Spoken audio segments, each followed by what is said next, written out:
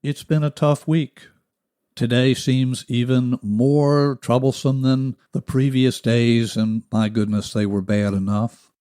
Suppose you check inside and there's a sense of sadness, a sad mood.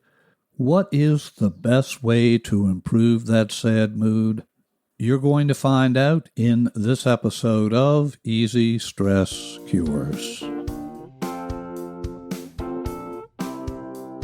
Stephen Carter, your host for the Easy Stress Cures podcast. I thank you for joining me. You can learn more about my background and my focus at my main website, eft-md.com, eft-md.com. So what is the best way to improve a sad mood? According to one major study, it may be whatever skill you think you're best at. If you believe meditation is the best way for you to get over a sad mood, or indeed any disempowering mood at all, then meditation, be that mindfulness meditation, mantra meditation, or some other form of meditation, is going to be the best activity for you to engage in. Perhaps you're more cerebral. Perhaps you believe I can think my way out of a sad feeling, a sad mood, or disempowering feelings. If you believe cognitive approaches are what you are best at, in all likelihood, the cognitive approach you believe you are best at is going to give you the best results.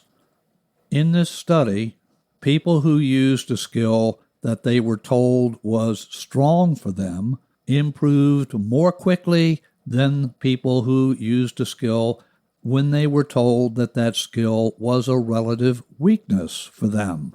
Samuel Murphy, who is the lead author on this study, he's a doctoral student in psychology at Ohio State University, said, quote, "We found that it helps people to think they're working with their strengths rather than something they see as a weakness," close quote.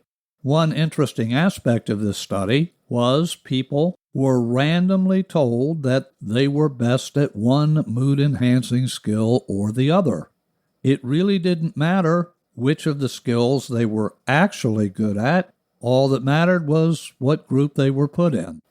The lead researchers, Professor Daniel Strunk, S-T-R-U-N-K, who is a professor of psychology and head of the Ohio State's Depression Research Laboratory, said, quote, "Our results suggest that whether participants were good at the skill was not relevant.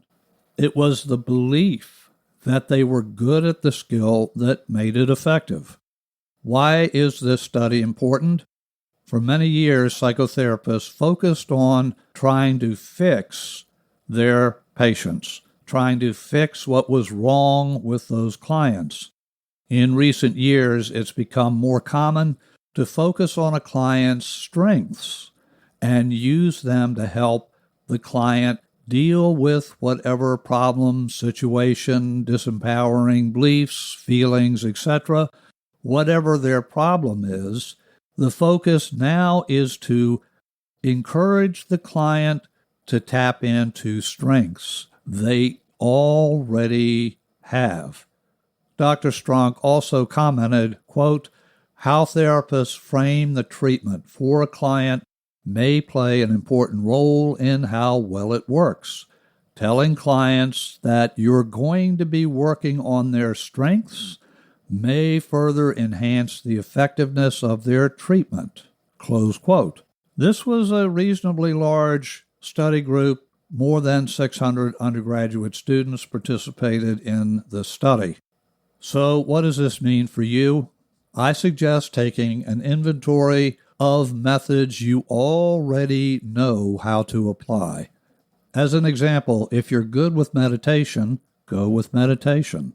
If you found exercise is a good way for you to relieve stress and change your mood, then put on the sweats, put on the tennis shoes, and go for a run, go for a walk, exercise, engage in activity that has proven effective for you in the past. Make a list of skills that you really enjoy applying, that you believe you are good at, and that when you engage in those skills, those activities, that they help you change your mood. What you're doing here is tapping inner wisdom, inner knowing. In this study, students were told what they were good at, and they performed accordingly. What I'm suggesting for you is you choose. You know inside what you are good at. You know what activities help elevate your mood, allow you to feel better, allow you to be more effective in whatever activities you're choosing to engage in. Certainly explore new skills, new activities, new ways of stress management.